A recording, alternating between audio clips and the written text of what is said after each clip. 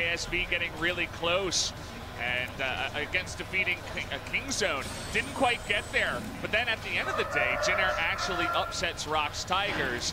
And as long as SKT can win tonight against Kongdu Monster, Rox Tigers, they lost their playoff spot. We say we have a #1 team, we also say we have a #10 team, and maybe that doesn't extend to Kongdu Monster, this hope, this sliver of hope. We'll wait and see though.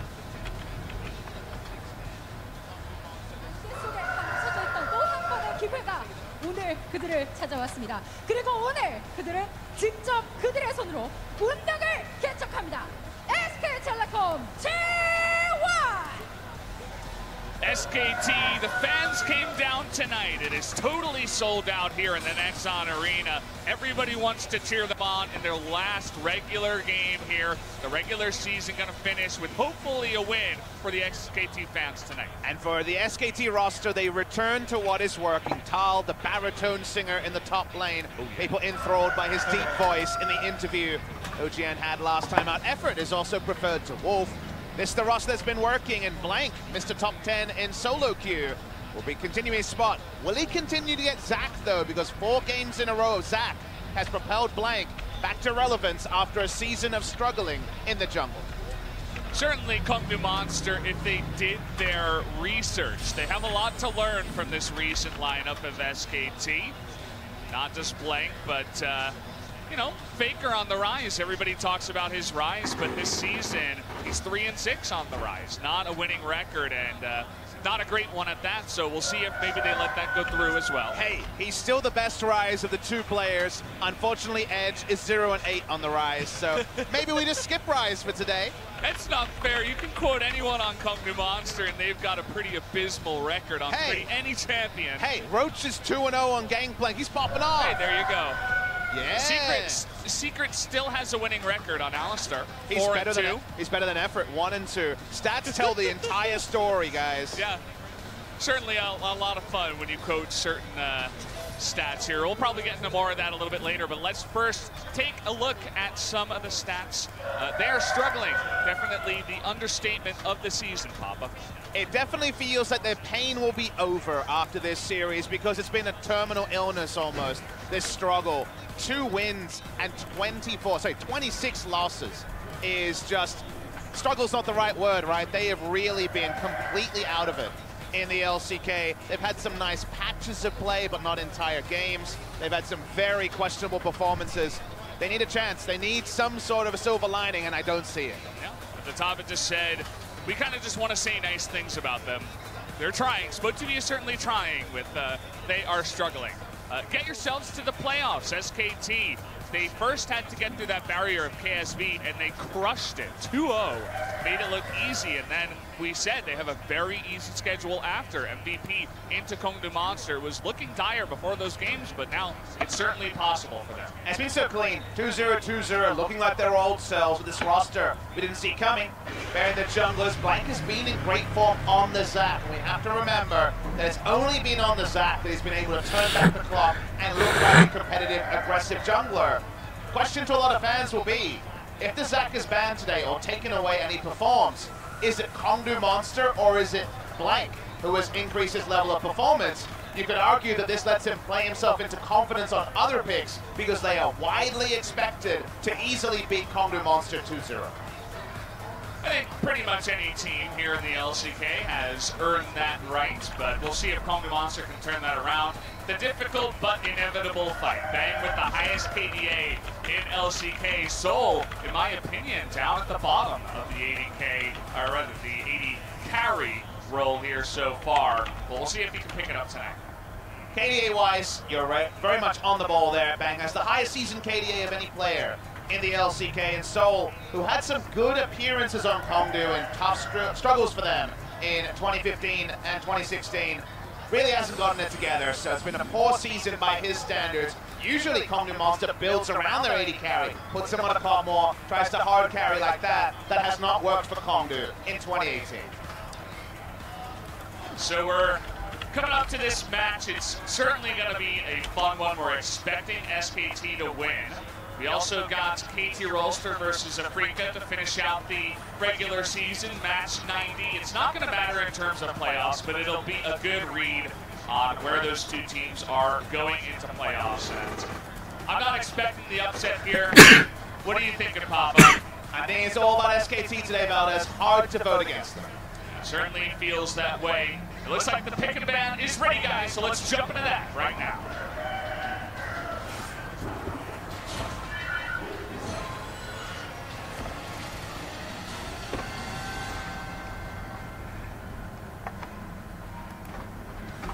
We're already halfway through the bans here. Azir, Galio taken away from Faker, and the Jin, the first ban. They don't want to let Seoul play that, or Bang play that. An old Seoul pick. I think Seoul was one of our first Jin players in Korea way back when in 2016 spring.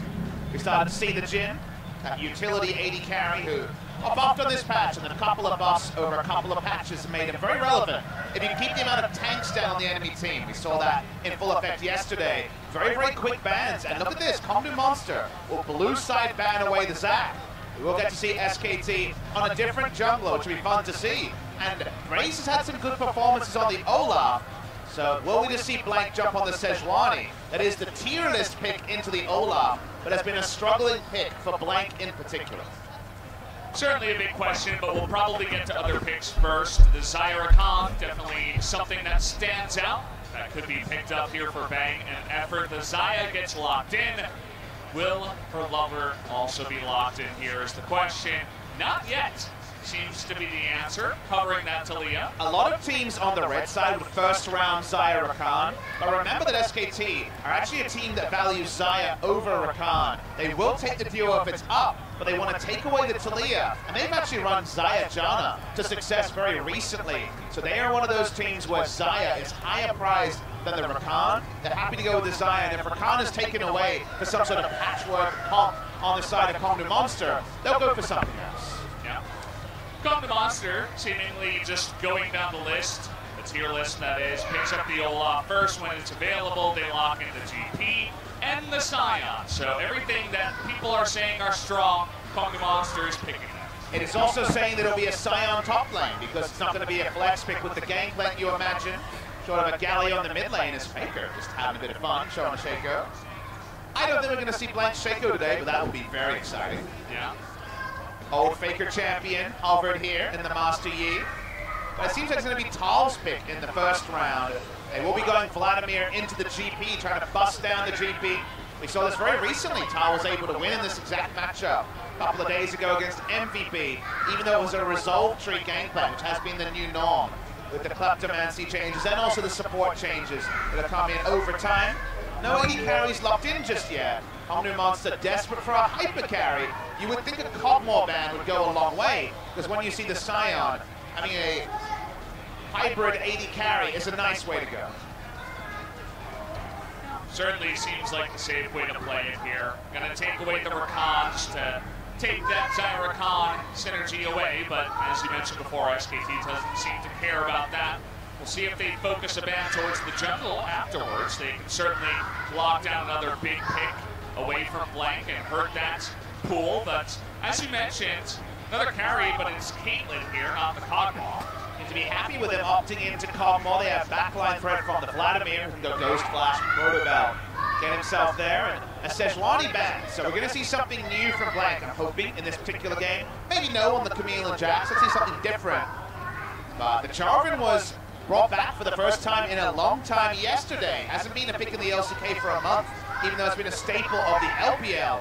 He finds reliable engage. It's a classic pick for Blank and all junglers in the LCK. The return of the Jarvan form.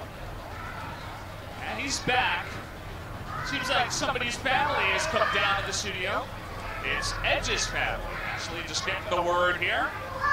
It's like perhaps grandma and the dad and the sister from the looks of it. But we also got Ezreal and Alistar. Secret, we mentioned this Alistar before. He does have a winning record, 4-2. He gets to play it tonight. Ezreal and Alistar have great synergy also, because when Alistar roams, the Ezreal will be there to do his job, can farm from range. It's very, very safe. Some damage concerns for Comdu Monster if the gangplank falls far behind. Ezreal's all about timings, and sadly, Comdu Monster hitting those 2 item power spikes has been something they haven't been able to do reliably. As SKT have a lot more damage on their side.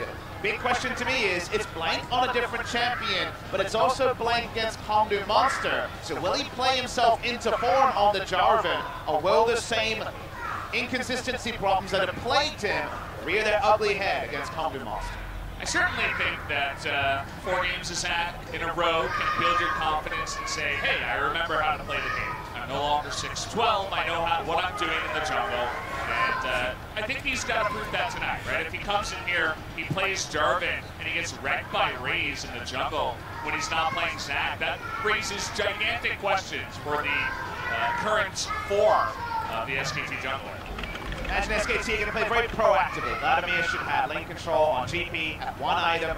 The Talia and the Sion both have the ability to roam, so that'll be a fun lane to track. And I imagine Raze and Blank will make some visits there. You know all about Ezreal Alistar, very safe lane until they turn on. Hongdu Monster want to play spoiler. They have nothing else on the line. They will be our 10th place team. SKT with a victory can jump as high as 4th and get side selection in the first match of the playoffs next Saturday. It's all about SKT for most of the fans. They've got a very comfortable comp here, but until the job is done, people will be worried. Certainly, people are watching this series and saying, can they do it? Still questions on the mind, even when they go up against Hongdu Monster. I'd like to say yes, but I think they got to prove it here at game number 1 first off to get us a little bit more confident. Looks like the countdown is ready, guys, so we're going to jump into game number 1 right away.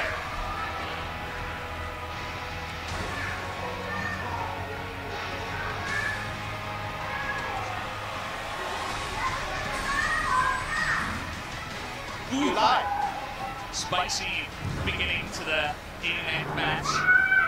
We've been told just a second, so hopefully that represents a short pause, but we have no insight into what the problem is. Hopefully our producer can let us know. Sol wanted to play Kog'Maw, but accidentally picked Ezreal.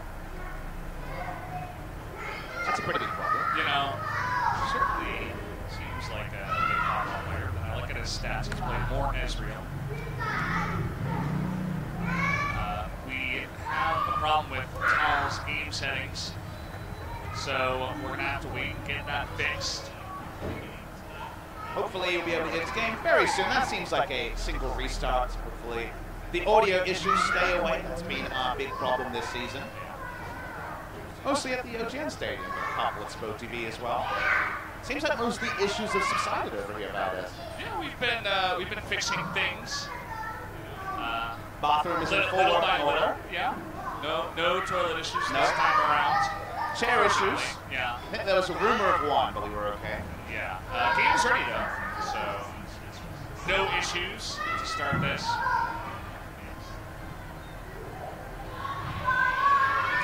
As I mentioned before, the SKT fans coming in large numbers just to support SKT in their last match.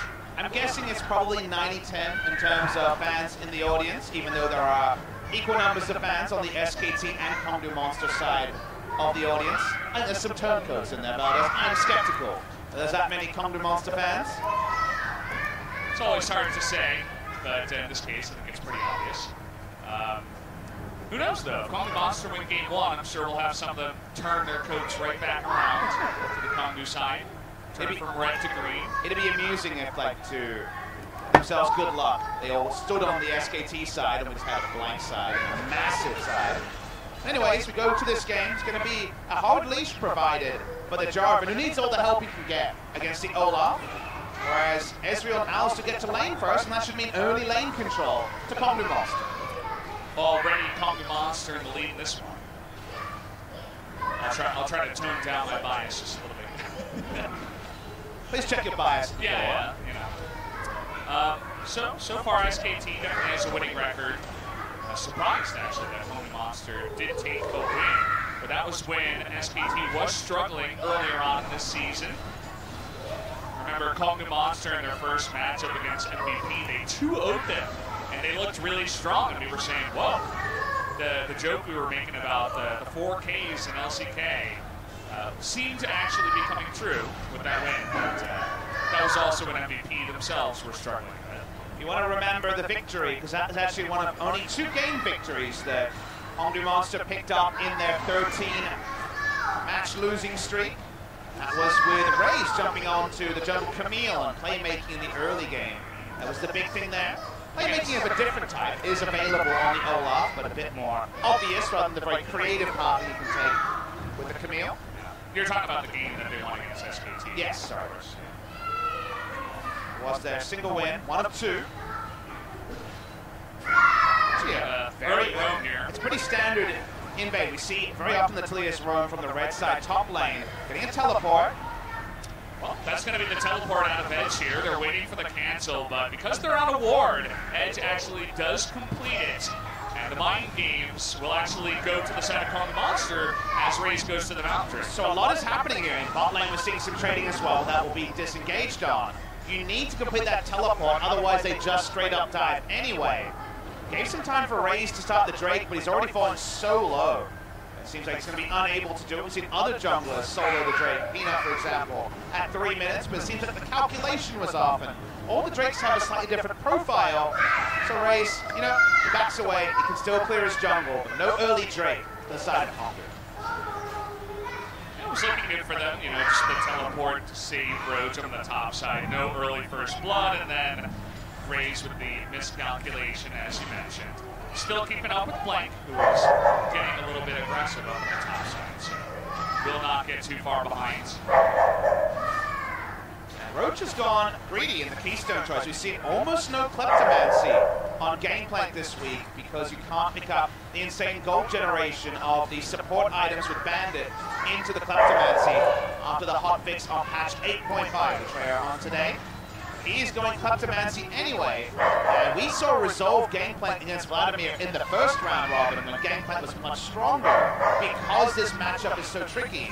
Tal can stick with the Ignite on a lower cooldown or the Unsealed Spellbook and just kind of rush him down again and again. Not necessarily in the first 5 levels, but as the matchup goes on, Tal will be happy. He may be sad now though, as Olaf is here. Yeah, still getting that red buff and the slow from the barrel. Tal in a lot of trouble here. Will be forced to flash away with the flash on from Raze. They're going to get the first blood over to Raze on the Olaf. Very nice gank in the top lane. Actually a big mistake from Tal. An old counterpick to top lane Vladimir was top lane Olaf because the pool has no value. One axe hits, the second, the third, you're dead. Uses Summoner anyway, and now Roach has an even safer time with no flash on the enemy block. You were just talking about how Vlad is going to have such a fun time against Kleptomancy GP, and Tal was trying to make that work on the top side, but Raze, really good timing on a pick that he's shown he's good on. Hongdu Monster off to a good start. The only way you get away is if you flash and Olaf lazily throws out an axe and misses the first one. Raze was aware of that, flashed himself. The point blank axe, too easy. For Raze, who hasn't picked up a victory on the Olaf, but has looked generally good. We know in the early game, this is where he shines. And a recreate solo queue with some very aggressive ganking paths. So far, so good. I'm sure already the SKT fans and Komar are sitting there saying, not like this. But it's just the beginning of the game. Certainly gives a better time to the top lane GP. Bit of trading down the bottom side. Secret, we mentioned before, his Alistair's pretty good. Showing that off so far. Bang Zaya, though, has been a highlight. Doesn't get the Janna this time, and the Rakan is not opted into either. Blank on the invade. Even got a flag drag. We got level 6 Baker on the Talia. Thinking about a wall up here onto the GP. Once more with feeling on the turret dive attempt. While Roach has... Remember, it doesn't arm till 10 minutes in the game, so it doesn't give him that one ability to disengage. We should take a step back and talk about the comps. Hongdu Monster, they are running the mid lane Scion for the 3rd time. It is on patch 8.5 with the less generous hitbox on the Roar of the Slayer. It's a lot about timing, it's a lot about roams, a lot about Baron control, and finding when Ezreal hits 2 items. These are all things that Hongdu Monster have struggled with. They do have the gang punch, there's a bit more of a bridge into the late game, but there is almost no magic damage outside the base damage on the Cannon Barrage, True Shot Barrage, and also the Scion. So there's not a lot of magic damage game goes on. Very easy, specifically blanket effort to itemize.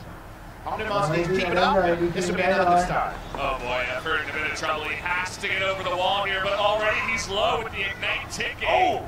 They're Not gonna fall. Oh, the last hit gets him. Not sure if the cannon barrage helped right before the last hit, but either way, he goes down. He goes down. The Ignite was so late, ended up picking up. They can't steal away the blue. The Comdu Monster, just like Junior yesterday, with nothing on the line, being very aggressive, trying to break some hearts today. Still very early in the game, still love SKT scaling as the game goes on. The Comdu Monster are fighting when they're strong in the early game, and they're doing well. Cái bạn hôm trước anh gửi cho chính là anh em mình là chốt rồi đấy. Có cả anh cháu nhau đấy, anh gửi cho mình. Trying to ward in the river, not respecting the Alistair engage, and Raze is right there. That's what happens when you leave open Olaf, and we're not seeing any big picks into the Olaf. The axe didn't hit there. So that's why the Cannon Barrage came in. They didn't think the damage would take him down. There's no Ignite buff on patch 8.5. That's 8.6 change. We're able to pick up the kill. Able to heap a little bit of scorn onto SKT. Plenty of time to stabilize. Bot lane farming very, very well. Those little voices are getting a little bit loud about us, and that's already scary enough for our big SKT fan contingent. They were barely whispers before, but now I feel like there's some mutterings here in the studio. We've gone from whispers to polite speaking voices. And, well, just more trading in the bottom side. You can see that Secret and Soul are not afraid to get their hands dirty, especially with Secret on the Alistair. I actually saw Soul, this is all and Q, so that was unfortunate. They back away. Faker uninvolved in this game, apart from 2 runs to the top side that haven't been able to generate a kill. Stopwatch finally going to be armed in 50 seconds to allow the Gangplank a bit more safe farming, and the Trinity Force is well on the way. What SKT's focus is going to be, as Blank has been their playmaker, even on the Zap, who traditionally doesn't gank till level 6 at kill involvements pre-15 in all of his previous 4 games. This one is back to the first 4 matches of the season, when Raze was the true playmaker for the side of Comdu. Wherever he's gone, he's been able to relieve and create pressure, and that is heartening to see. It certainly is. A little bit of confusion on the side of SKT. They go to start the Drake, and then they decide against it. I guess they spotted that they were on a ward, but it was a good timing because Raze had just went back into the pool, but at the end of it all, they do decide against it. The Mountain Drake will still be surviving. Raze getting more and more powerful. We'll see if he goes Black Cleaver again like he did last time out. That was from behind, wasn't a big fan, but if he keeps snowballing, that could be good. He's looking for a lane gang. We got Olaf coming down here. Those Efforts Summoner is still down, so probably the Braum they'd be focusing on is exercising frustration, trying to kill Azaya. Speaking of frustration, I've played enough games until you get to know that when you're this early and you can't really find an opportunity to use your Weaver's Wall, and you're already level 9, it gets a little bit annoying. They've looked to the top side about 3 times, but so far, Roach has been surviving up there. And there's a little variable we should talk about. It's mid lane Scion, so he'll be rushing a Banner of Command as his first completed item. And that will make Talia even more accountable because she can't push in roam as easily. So already an Aegis in the infantry, mid lane Scion to an AB matchup. Gets to build Banner and then gets more lane control to roam first with the Unstoppable Onslaught. So because he hasn't been able to get the roam before the Banner of Command is complete, Frustrating Banner will be there very soon from Edge. Raze a bit higher levels so far, just level 8 to level 7 on Blank, even though Blank does have the extra CS, the extra kill, and the assist, helping out Raze so far. Almost having that Predator available. We'll be looking for another gank soon enough, but Summoner's all available on the side of SKT. Speaking of ganks, Blank looking for potentially Scion in the mid lane. Seems against it. 100% impossible to kill him with Flash Up and an Aegis and a Catalyst already bought. So we'll back away. Maybe if you'd gone Warrior Jarvan, but definitely not that time. I'd have been there for the counter game more so than actually trying to go for a real game. Again, SKT fans are suddenly nervous. They haven't seen playmaking from Jarvan this time, and Blank's increase in quality of play has been the biggest change for them over the course of the last couple of games. Seeing their shot calling from ahead in the early game, which they have not been for a long time, would have been very heartening to SKT fans because the controlled aggression of previous SKT lineups was in full display. When you have a jungler who hasn't been able to get a kill involvement, the same sort of shot calling is impossible and the end result has just been quiet farming for the lanes of SKT.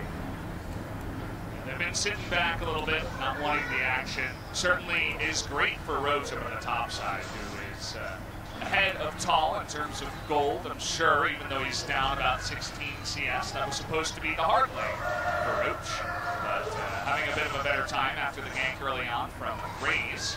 We'll see if he respects item timings here, though, because Tall will go Protobell. Gives him even extra impetus to dive.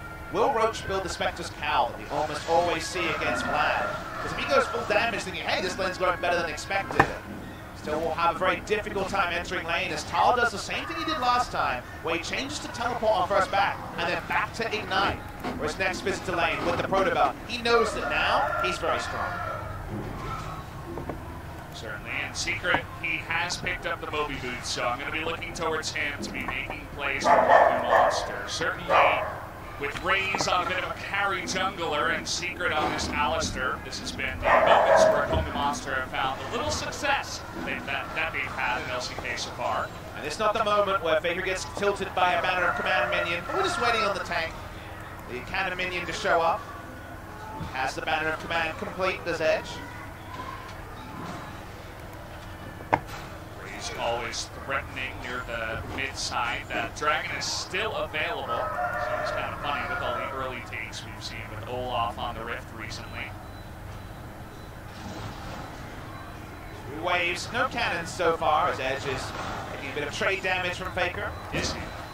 I mean, I didn't say bit. The thing is, he roars, and then the Catalyst provides him another 20 health, so it definitely doesn't stick, Valdez. Having a little bit of trouble with the CS, though. So that's something that SKT should be happy about, I suppose. Down a bit to Leah here, about 23 CS. Secret wanted to interrupt the back, but not actually commit to have a pulverize, because Ezreal wasn't in the lane. No one's getting a Drake, apparently, even though Xayah just recalled. That's information to Kondu, that's why they start off the Drake. Yeah. Looks like Faker is going to rotate first. Sion, of course, doesn't seem to care about that. The wall comes in, though, but Edge gets on the right side of it. Not going to do much here. And they disengage. They're actually going to go for the engage. Going out to effort in the back line. They're getting extremely low. Faker as well, but everybody dodging the Ezreal ultimate. Looking to turn it around now. The Cataclysm coming in. And Konga Monster going a little bit too far. The kill will go over to Bang on the Xayah after all that. And a question Kondu should have asked themselves, what are they fighting for? They already picked up the Drake. I understand they have a Trinity Force Ezreal. They did have no vision of the enemy blue buff. They did not know when Xayah would be grouping. Xayah showing up changed their fortunes.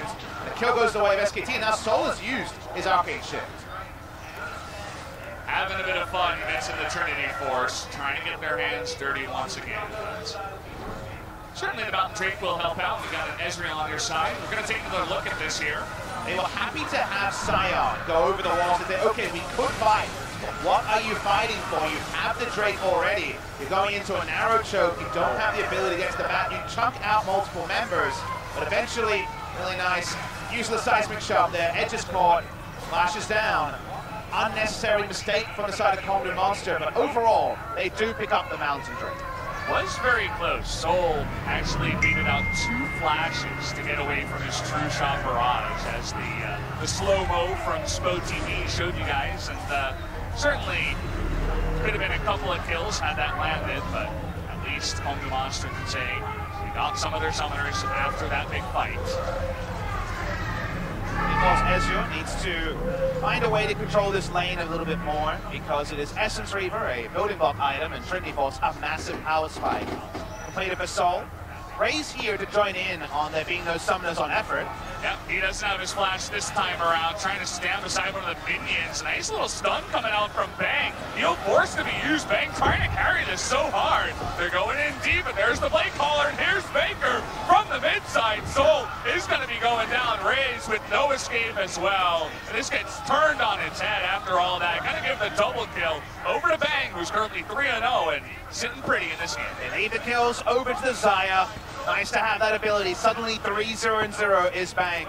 Cannon Barrage positioning was off and had no threat onto the members of SKT. Their own down was predictable, but well engineered.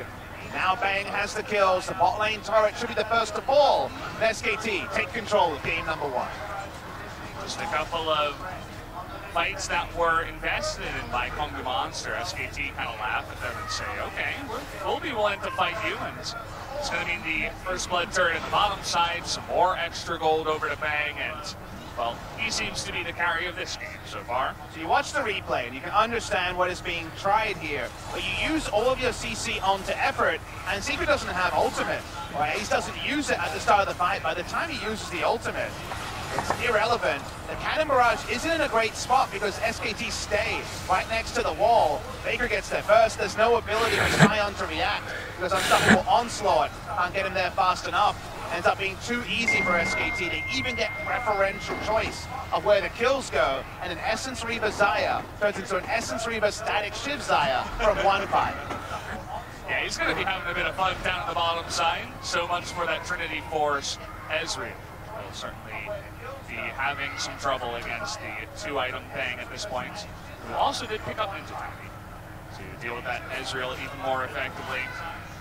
Faker on top of his game tonight. He doesn't want to drop out of playoffs. He will always be there first. Italia, as you mentioned, will have the faster roam. He makes it work. Not late on that at all. We are going to have SKT blank starting up that Rift Herald.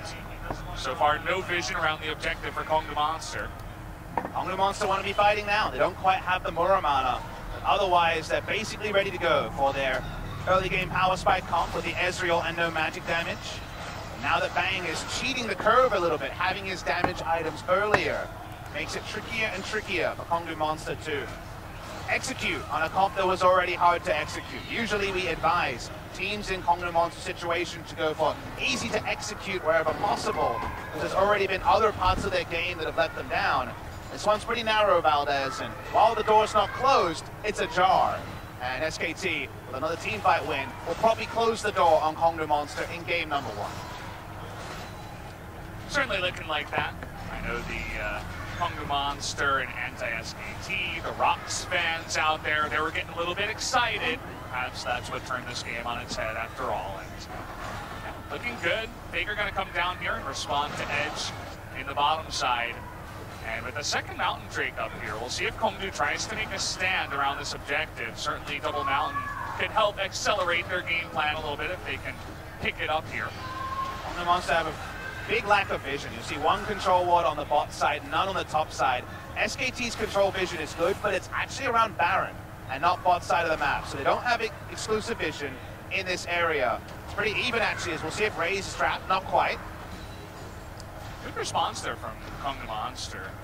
Interesting to think whether or not they wanted to fight in the enemy jungle from behind, or if they really just wanted to bait out that ability. It is a bit surreal that Kongdu Monster watches as SKT replaces their control wards on the other side of the map and have no control wards of their own in their inventory. When it comes to vision control, the staple of good gameplay in the LCK, they've got none. They very much only have completed items. That does not usually mean that you can fight for objectives. It usually means you have to sit in the mid lane and fight 50-50s rather than look for any plays. As Bang, of all things, might try and steal away at blue buff.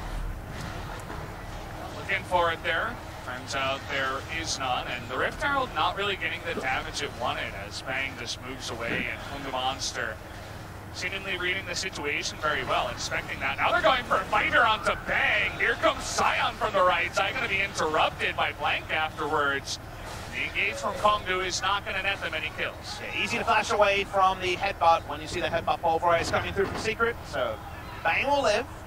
Always good to get the Xayah a bit more immobile in the next fight. And the Hexa Flash will be available for Secret. Drake priority has been low though, so Bang doesn't necessarily need to open himself up for any sort of action in the next 4 minutes or so. But now though, see the SKT visiting the bot side.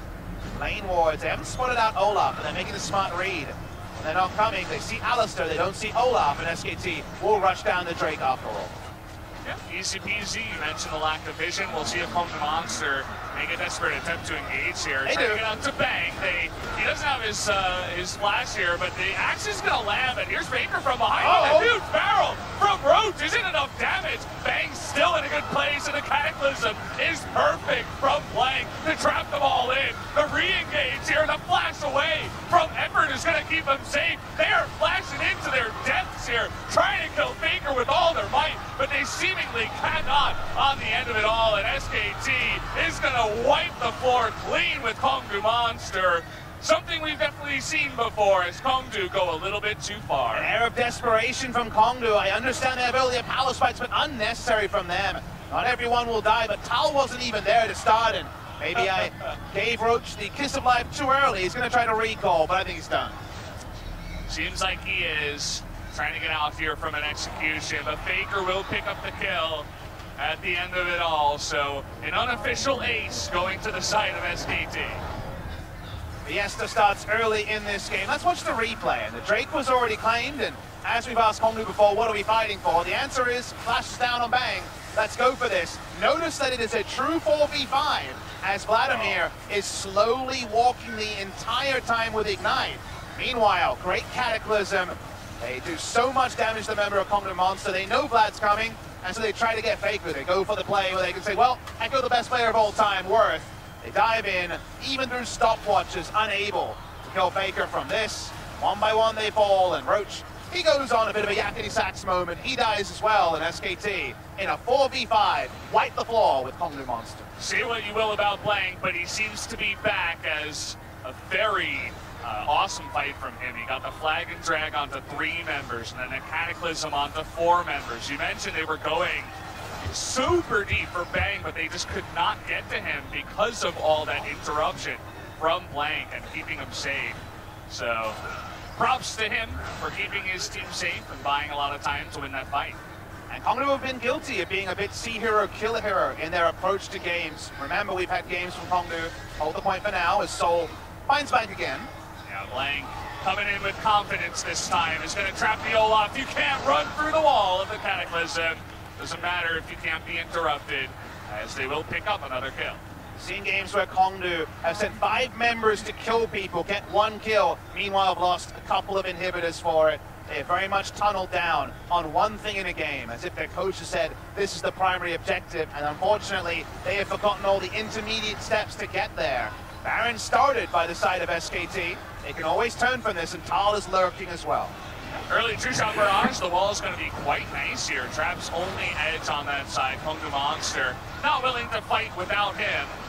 That will just be the Baron going on over. No chance to steal that one, although the smite was early.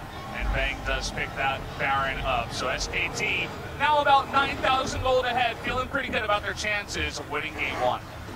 Does seem like already a foregone conclusion. And just so you know at home what the stakes are, if SKT win, they will move to 4th. Doesn't matter if it's a 2-1 or a 2-0. They'll be 4th place and have side selection. If they lose, Rocks Tigers qualifies for the playoffs, as SKT cannot match the amount of match wins Rocks Tigers have. They're at 9, SKT currently at 8. SKT do own head-to-head, but head-to-head does not matter for anything other than if it's a 2-1 for side of SKT, but they own the head-to-head and thus will move forward. So very simple. They win this match, which looks very likely they will jump to 4th. Blank now playing with ultimate confidence here, never afraid to flag and drag in. He knows his team will be right behind him in this game.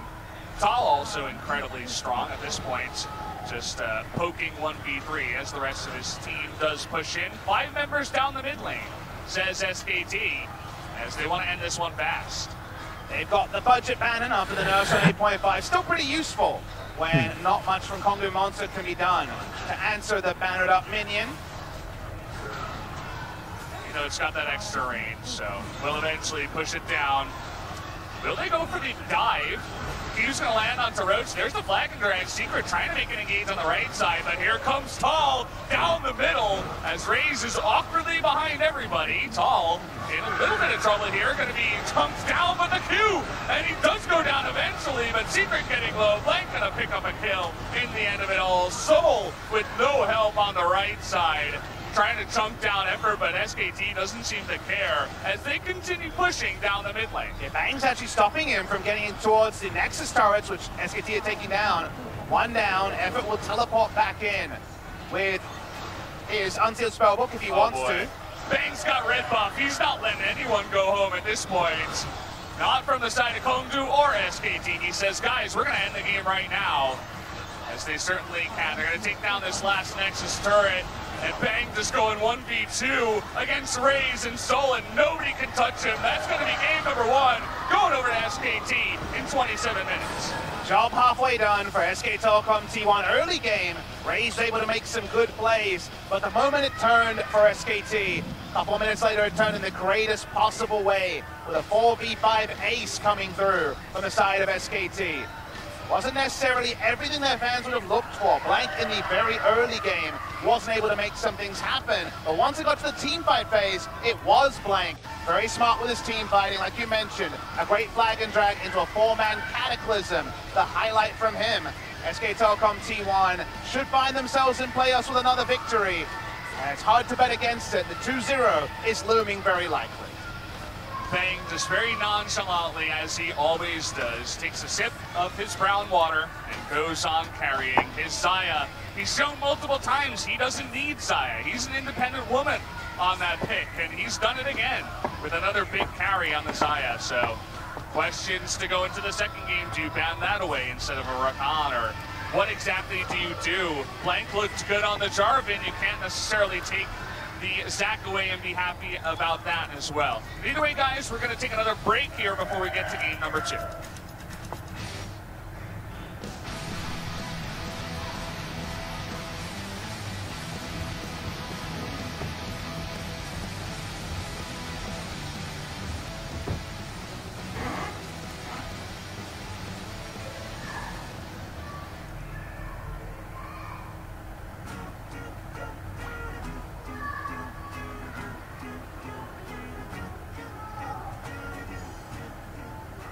안녕하세요. LOL 신문집답의 박지선입니다.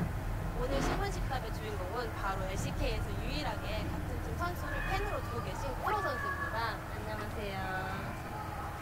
그리고 오늘의 제이스 선수는 바로 프로 선수의 팬인 푸신 선수입니다. 안녕하세요. 오늘의 제이스 선수입니다. 프로형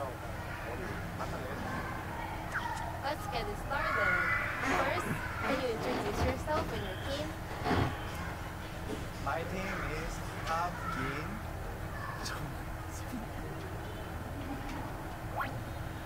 Middle Creamer. Wonder Creamer. Super Tushi. So when it comes to introducing yourself, we have to talk about your dimples. Can you dimples? Yeah. Dimples on your cheek and chin. Can you tell us about them too? My tongue is positive. 이거는 뭐야? 친 dimp. Yeah. My mom is real mother. Comes from your mother. Yeah, call mother. So from the spring split, you're having 9 younger brothers in the team. What is that like?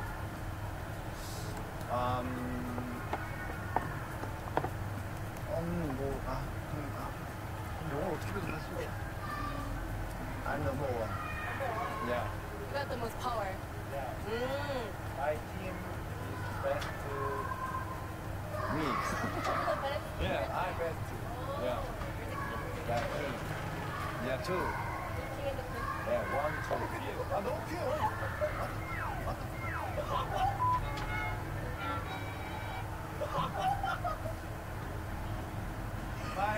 마이 소리죠. 마이 소리. Servant. Yeah. And you also have a lot of players that love you, like Umti or Teddy, Tuzin. So what's your charming point? I don't know. You don't know? I don't know. But I think little too. I don't know why he's love me. Why they love you? I don't know. Then tell us what kind of relations are you and Tuzin in? Hi.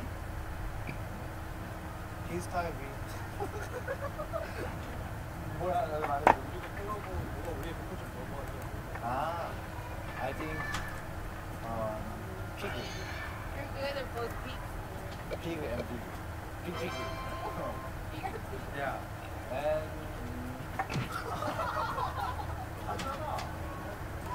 하잖아. So funny guys. Funny guys. Funny people. Funny pigs. Okay. Well, I was actually asking about the type of relationship, 어떤 관계 between you guys, like fanboy and a player, something like that. Yeah, I'm 일단 I'm brother and younger brother. Oh, and then they're like brothers. Yeah, and I'm king. And I'm the queen. yeah. I know what I told you. My soldier. My soldier. I'm number one. Number one, number two. Yeah. Okay. Africa Freaks is also known for serving great meals to the players.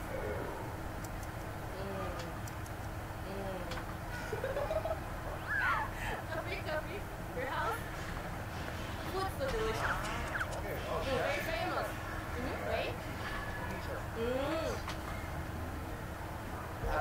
아줌마.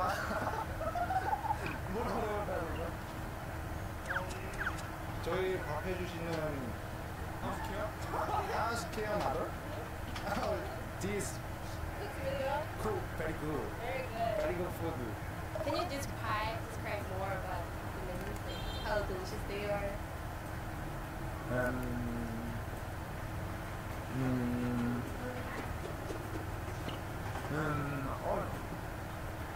I don't know English.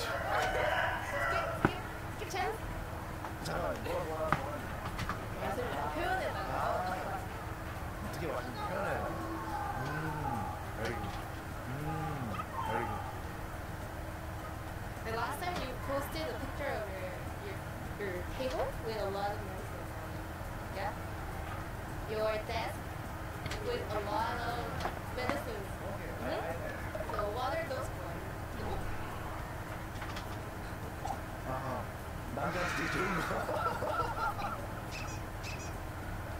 남자들한테 되게 필요한 재미나. 영양소들. 야, 재미나. 비타민. 루테인. Okay.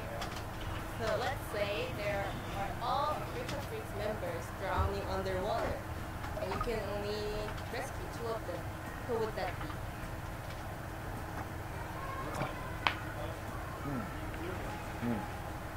No. No. I can't swim. I don't swim. I can don't swim. Well, then if you can't swim, who would that be? No.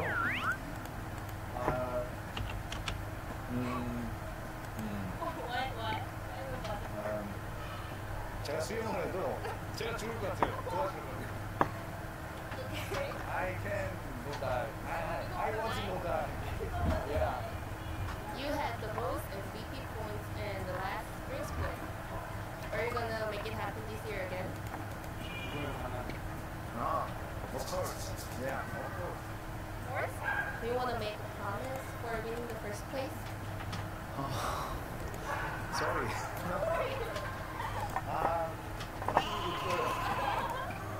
If you win, is there anything you wanna do as a pledge? Like, post something special on your Twitter? I want to 일단 게임 win. 게임을 이기길 원하지 MVP를 받고 싶다는 그런 건 없습니다. Okay. Last message for your fans? Oh, I love you fans. Thank you. Everybody, you care. Very big thank you. Okay, good. Very good. 네, 여기까지가 아프리카 프릭스의 프로와 트윈 선수였습니다. 다음에 또 만나요. 안녕. 일단 저는 영어를 되게 오래 안 했더니 공부를 좀 손에 놨더니 되게 바보 같다는 걸 오늘 많이 느꼈고 영어 공부 좀 해야겠어요. 하겠는데 저는 몰랐는데 되게 재밌고요. 새로운 모습을 하나 알아서 또 저는 생각보다 영어를 하고 새로운 모습을 봤었습니다. 오늘 제이스로서 조금 신나게 좀 너무 올라가고 좀 신나게 했는 것 같은데 다음에는 저도 이제 약간 영어를 할 수 있는 저희가 또 다른 모습을 더 보여주고 싶네요. 지금까지 아프리카 프릭스의 주식 프로였습니다. 감사합니다.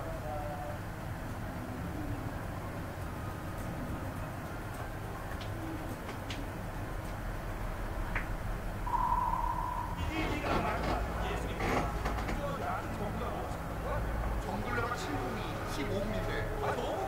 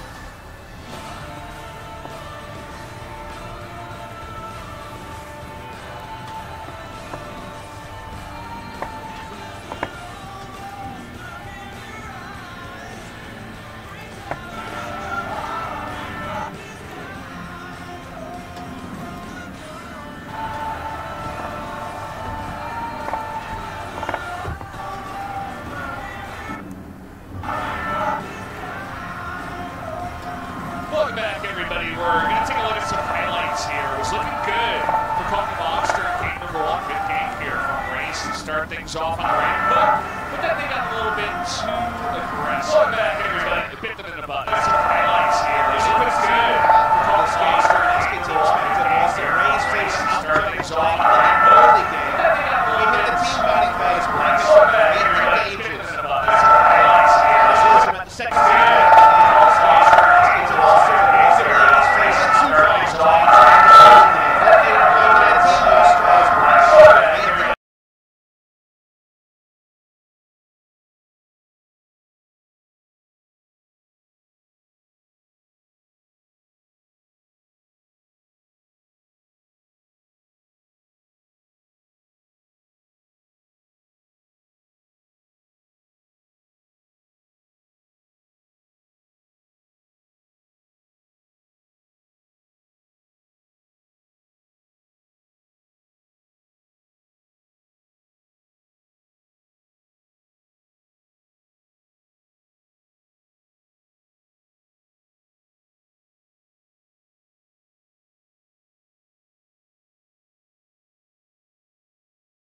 Again and again, when he plays this well, again and again. I mean, our issue there, though, is we knew that already. I could have told you before the start, this is a team you ban Zaya against. Zaya Rakan very often is taken off the board. When he plays this well, again and again. Our issue there, though, is we knew the teams you ban Zaya told us before the start, this is a team you ban Zaya against. Zaya Rakan very often is doing it on here. When he plays this well, the best country here. Our issue there, though, is this is a test for them.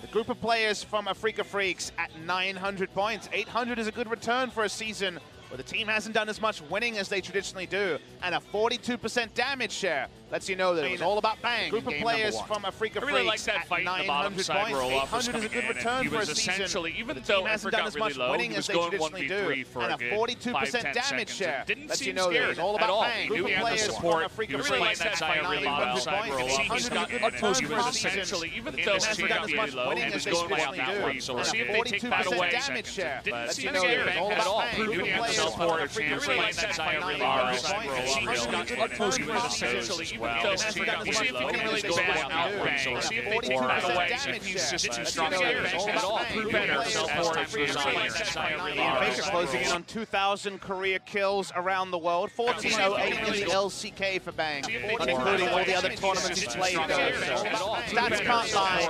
Bang is in great form. Certainly a turnaround from a summer season and a world that he wants to forget.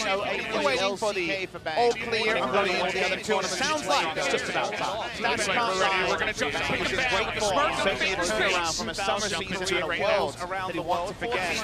We're waiting for the all clear, including all the other tournaments. Sounds like it's just about time. Stats can't lie. We're going to jump Bang is in great form. Certainly a turnaround from a summer season and a world that he wants to forget. Jumping We're waiting straight for into it the once all again. clear, including all the other tournaments. Sounds like it's just about time. Stats can't lie. 除了不能回声是一个酒桶。 Does make you wonder if SKT are banning Jin on blue and red side. This could just be that because Jin has kind of been a recent development.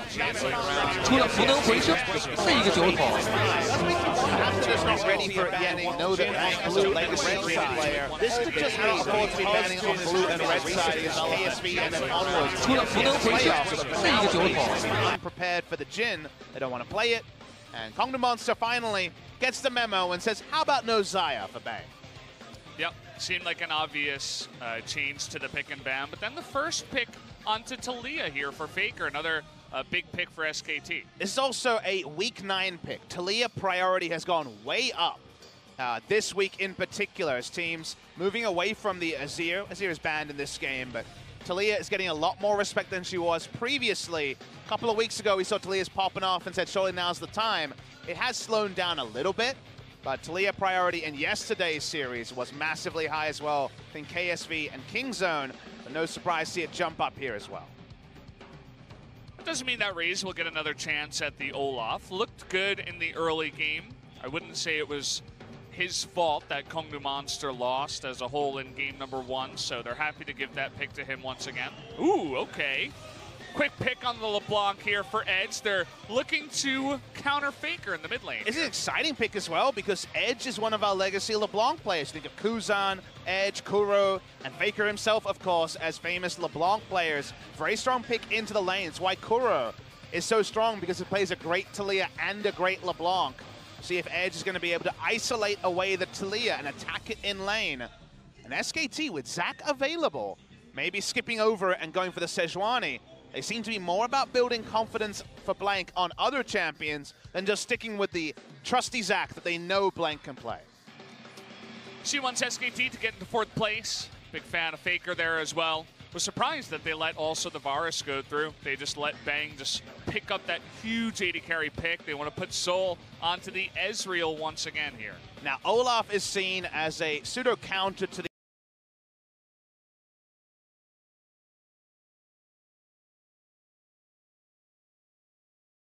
Olaf can just remove the threat that is Varus in a team fight.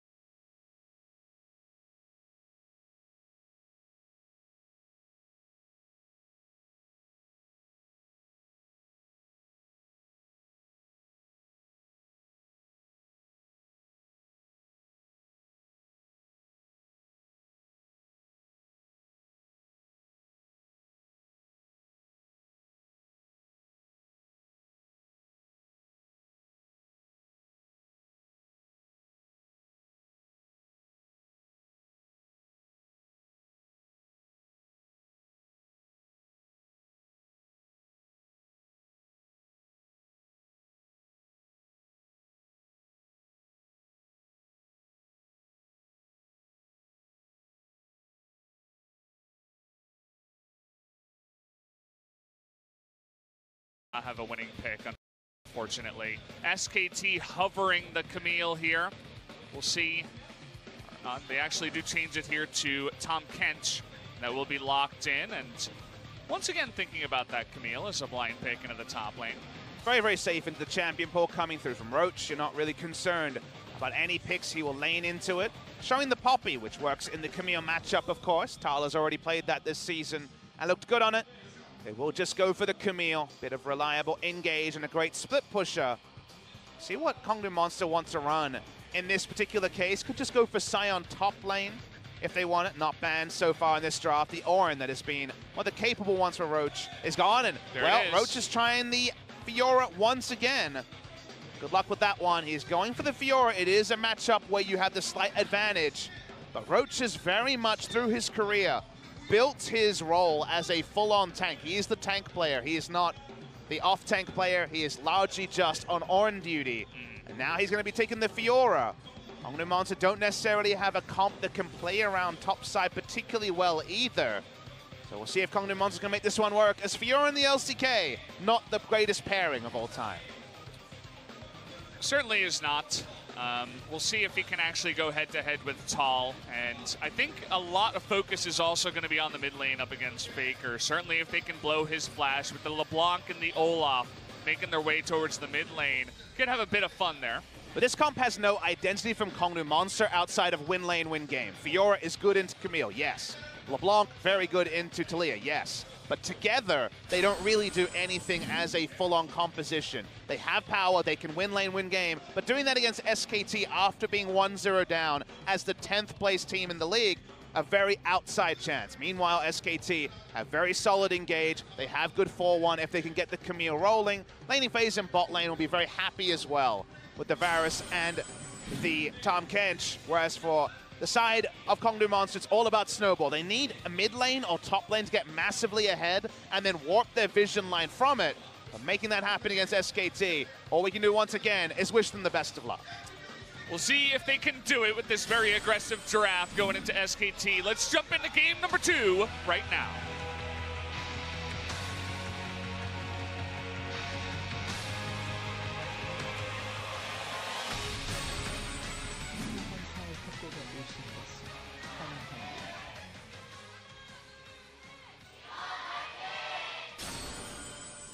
Here we go, match 89. And SKT one game win away from making it into the playoffs, into 4th place to face KSV in the first leg of the gauntlet, that wild card match, that first best of 3.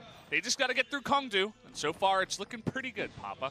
Usually at this point, it's about the mind games for SKT. They do have to win, but of course are heavily favored to do so. So the secondary objective is show some stuff and put some question marks into the heads of KSV, as that will be their opponent. If SKT win, no way for Rocks Tigers to make top 5. They will end 6th, which in the LCK does not represent playoffs. So Tal this season is 0-1 on the Camille. So showing the Camille in the blind pick role is something SKT is going to try to make work. And if he has a big performance, that's a potential ban for KSV to worry about. Cuve, one of our better Camille players. Faker on the Talia, and the early priority for the Talia is something that they are showing that is new also, which will be a question mark. Laning phase against the LeBlanc, very painful as a level 1 electrocute proc comes through. Just to answer a question that I'm sure some people are wondering is, are we seeing history being made in the worst way on the side of Kongdu Monster in terms of losing streaks? Because if they lose here, it will be a 14-match losing streak. The answer is no. Sonic Boom in Champions Summer 2015 went on a 16-match losing streak before beating Jin Air 2-1 in their 17th match. So it is not historic level for Kongdu Monster. The double awkward thing for Speno is they were actually the title sponsor of the league in the same season as well. So not the best advertising, you would say. Well, BBQ, one of the sponsors here, not the title sponsor, but one of the sponsors of this LCK, and at least they did not get into 10th place this time around. So they got that going for them.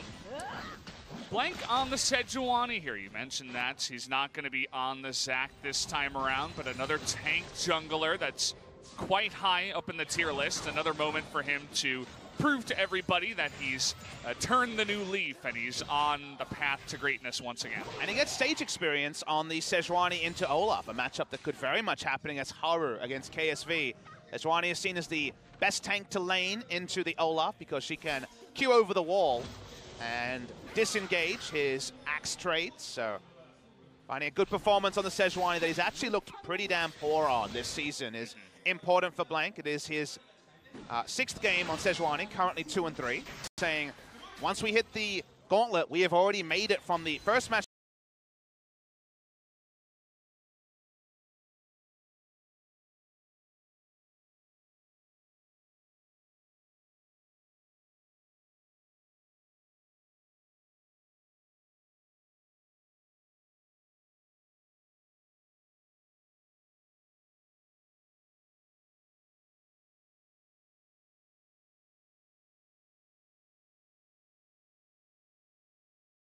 About when we bring up SOFM. He is an import from Vietnam and he's been playing in the LPL for some time now, but he's very similar to LCK junglers. And Snake do a really good job of playing around SOFM really well, which is something that we haven't seen from other LPL teams when they've brought in Korean import junglers. And now he actually gets to face a Korean jungler today in Swift across the other side on Vici. Now the thing about SOFM is you cannot stop him, but you can attempt to contain him. And what's been showcased as like a strong blueprint against SOFM is to set traps. You need to make sure that you have a winning jungle matchup. You need to make sure that you have mid lane priority, and you need to camp your raptors. Haru actually did something quite clever on EDG versus Snake, where he would run from his blue side buff, this is when SOFM was on red side, and then run immediately to SOFM's red buff, place wards, and then just kind of wait in a bush, because everyone knows what SOFM's pathing is. He's very greedy with it. He's kind of established a very strong formula to his pathing, and so you can trip him up there, but you better be ready to go toe-to-toe with one of the best junglers in the LPL. And we've seen so many times, as you mentioned, that you can't really stop SOFM, you can only really track him. And the biggest example was when Rogue Warriors played against Snake, where Rogue Warriors jungler Flawless was known for being the killer. Oh, with one of the best junglers in the LPL. And we've seen jungle so many times, as you mentioned, that you can't really stop SOFM, you can only really track him. And the biggest example was when Rogue Warriors played against Snake, where Rogue Warriors jungler Flawless was known for being the killer. Oh, with one of the best junglers in the LPL. And we've seen so many times, as you mentioned. Yeah, the kicklops have to come off with Vici. Like you said, it's kind of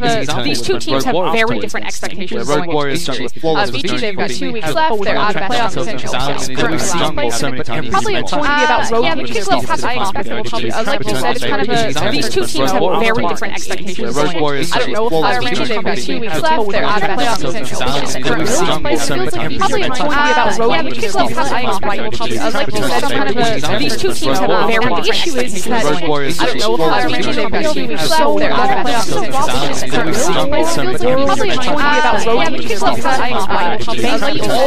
On this roster, now Easy Hoon, their last world champion, and they've never finished above 6. They've been relegated from the LPL. So something is going wrong internally with this team where they need to make super dramatic changes if they come from 2018 spring to 2018 summer. Unfortunately for Vici, the LPL is now a franchise, so they can't be relegated this split, but they'll be still fighting to show what they're made of, try and fight for the synergy moving to the summer split, but they could potentially try and make that world's run. And even more so, you're still fighting for the reputation of Vici Gaming. Internationally as an organization, it is very well renowned. It is very successful in the likes of Dota, you know, these other esports. So it still is unfortunately kind of a blemish on the resume of Vici Gaming that they cannot perform in League of Legends. And we see things like Easy Hoon being taken now. We already hear him all the time, especially during the intro videos to the LPL, where we see that, you know, he was able to bring the team away from the LSPL back into the LPL, has fought through thick and thin with the team. They're bringing in players like Fire right now, replacing Easy Hoon in the mid lane. And I'm really curious to see, are they really trying to see if they can replace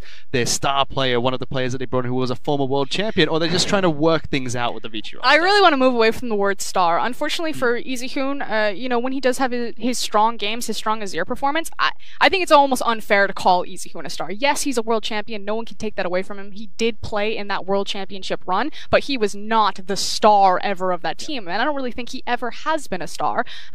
And frankly, I think that he's probably the #1 problem with Vici Gaming. His style just does not suit how they want to play or how to be competitive in the LPL, which is why I'm glad that they actually grabbed a star in Swift. Because if anyone's going to actually turn Vici Gaming around and give them a strong identity that will make them competitive in the LPL, it is Swift. And we see that already. As Vici play more to Swift style, regardless of who is in the mid lane, because it doesn't really matter if it's Easyhoon or Firerain. Yes, Easyhoon is the stronger mid laner right now, but that identity doesn't change anything for the team, and that's the #1 problem. If you have a world champion right there, you should probably feel like you have a world champion in the mid lane. And right now I'm like, well, I guess their jungler is going to have to hard carry, and if Swift doesn't do well, I guess that's it for Vici. Which is what we talked about all the time. Since they brought in Swift, yes, they had some growing pains, and it seemed like they had to adapt to his playstyle almost for some time, but now they've kind of meshed with him very well, and they're looking a little bit better in terms of team synergy. They're up against Snake, however. Snake are an incredibly good team this, but they're playing it really well, and this is a top against bottom of the table clash once again.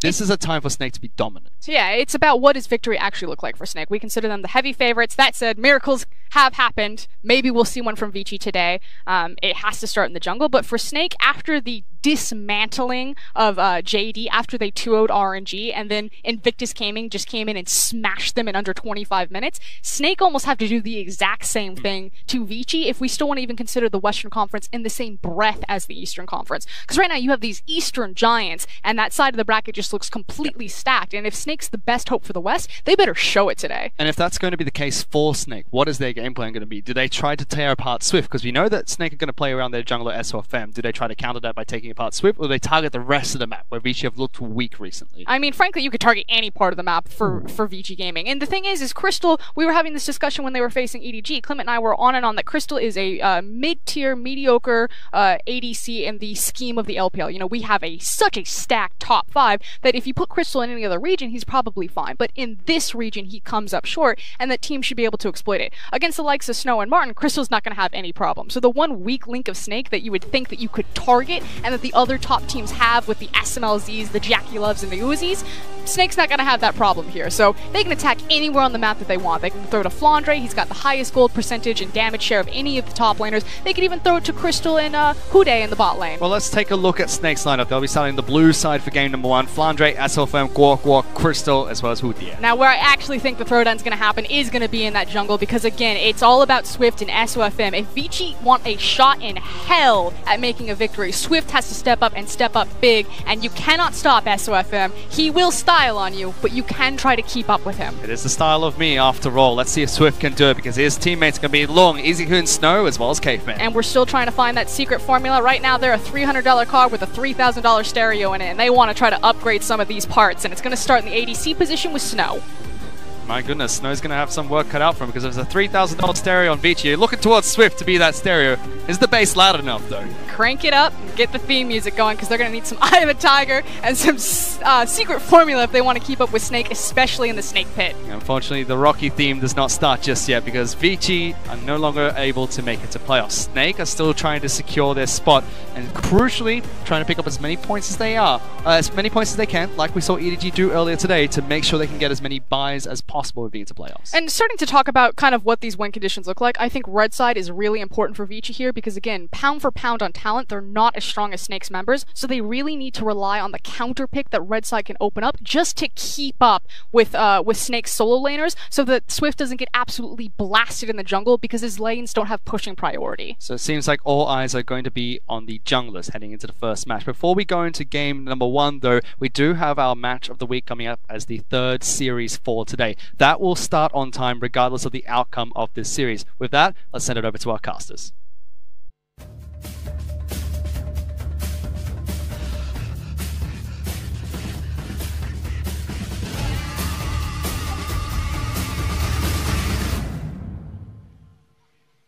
Thank you so much, Fish and Frosk. It me dumb. This guy, Clement. We're going to get into game really quickly, because as I hear, they are really ramping up the speed in the Snake Pit. At least that's the hope for the likes of Snake in this matchup against Vici, because again, this is the best team in the West Conference, playing the worst team in the West Conference. And I think it's pretty safe to say we should be expecting a shellacking. Yeah, we do need to see a shellacking from Snake because so far they haven't been able to do it against lower bracket teams. They still have the second longest game time out of any team in the LPL. Just not very clean execution. They want to show some dominance coming into playoffs.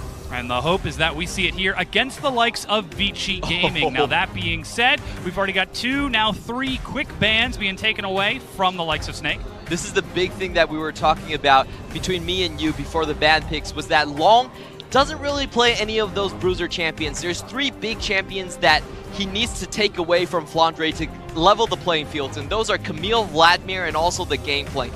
He does not touch any of those 3, and that's been a huge problem for Vici for a long time. It puts them behind in the ban pick phase.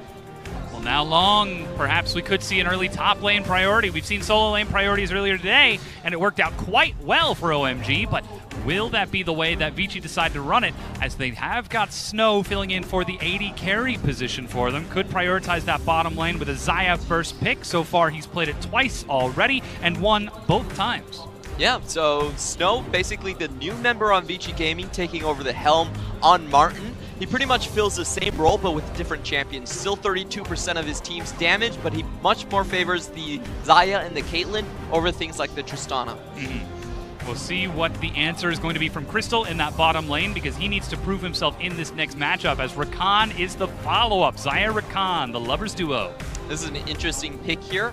Usually when you see the Xayah first pick, you see something else taken just for a priority pick, so you can leave the other team hanging for a little while. They're not going to pick up the Rakan. Rakan's not very good on his own, not a bachelor type of person, but they don't hold any punches here, and they go through the draft relatively quickly on Vici's side. Look, I reckon Rakan has got a stellar bachelor pad. We might get a chance to see it at some point, but for now, we have to turn our attention back to the likes of Alistar and Azir, locked in. Guoguo prioritizing that in the mid lane. Very huge champion for him. He's played it 7 times with an 86% win rate. And of course, Sejuani locked in for Swift on the opposite side. So it's really important to note about the Azir. Usually Snake and Guoguo specifically, they like to take the Rise instead of the Azir. But the reason they're doing it is because of EasyHoon. Now, EasyHoon had a great game on Azir in the previous series, got a quadra kill. So they're taking away something from EasyHoon, and they still feel comfortable on Azir even on patch 8.5, where the champion has been nerfed.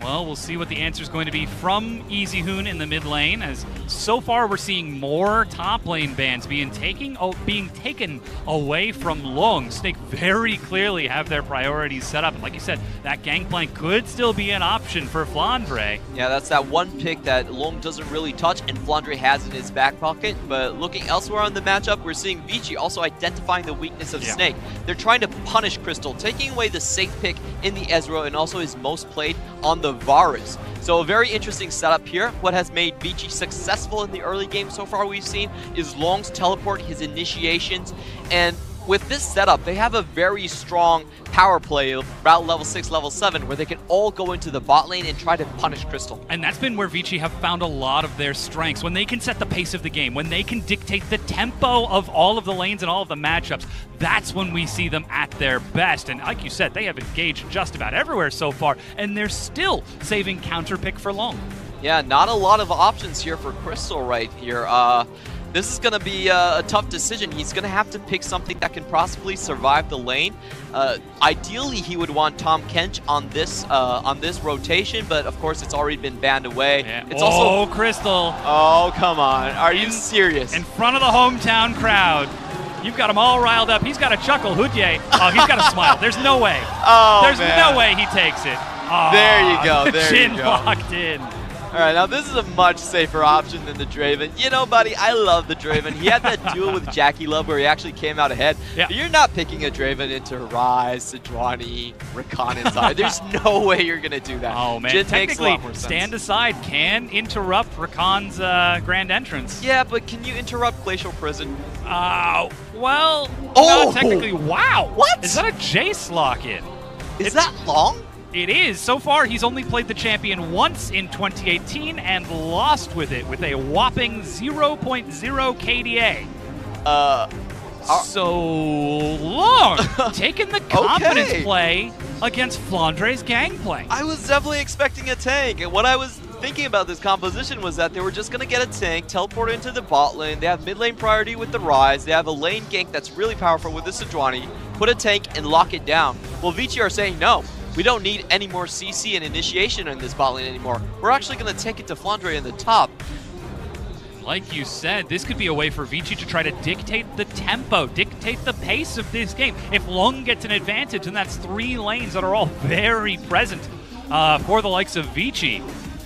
Yeah, so Snake basically going with a very conservative type of composition. You know, they don't have mid lane priority with Guoguo.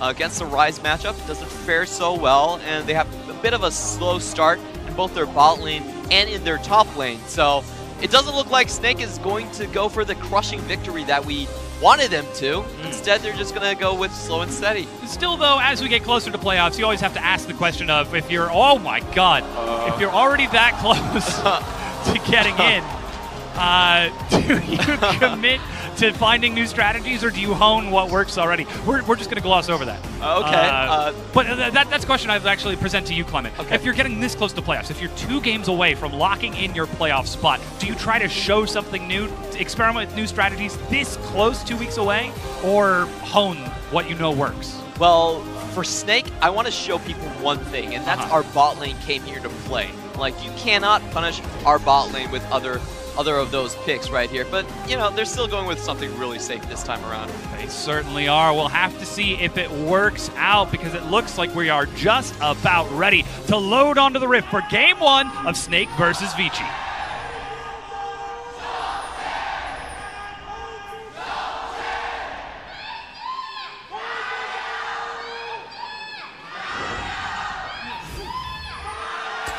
The Vici fans giving some surprising volume, as Chongqing, already proven to be one of the loudest of the 4 venues, still rocks the very bleachers with its volume.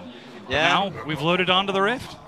You know, EasyHoon might not be a star in Frost's eyes, but for the Chinese community, they still love the guy. So there you go. That. Well, it is Unsealed Spellbook from EasyHoon. He's going to help Snow and Caveman start off with this first Crystal Shrine. But we do see defensive line stories on. Flandre is actually back in base, making his way out now. Huh.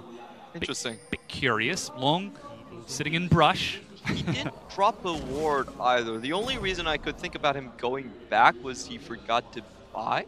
That does actually just look like the case. Okay. Minion Dematerializer and full-on Corrupting Potion, as SOFM is going to get a leash at his red buff. So we have bottom side starts from both of these junglers. We'll have to see how this laning phase works out for the rest of the lanes, because Snake, again, they have one of the longest win times in the league right now, the second longest at 36 minutes and 18 seconds, second only to Suning's 36-23. That being said, they are still a team that is very good with an advantage. Wow, that was a great dancing grenade. Yeah, so Snake, still a team that likes to take their time. They don't really play any faster when they're going up against the bottom side of the bracket compared to the better teams. So that's been something that's been worrying me a little bit about Snake, that they do tend to play to the level that their opponents are at. However, the big thing for me in this matchup is, how does Long play Jace? Because in my opinion, there should only be 2 Jace players in the world, and those are Khan and the Shy. I'm sorry, Hanser, don't do it. Oh, brutal. Shots fired here on the LPL desk.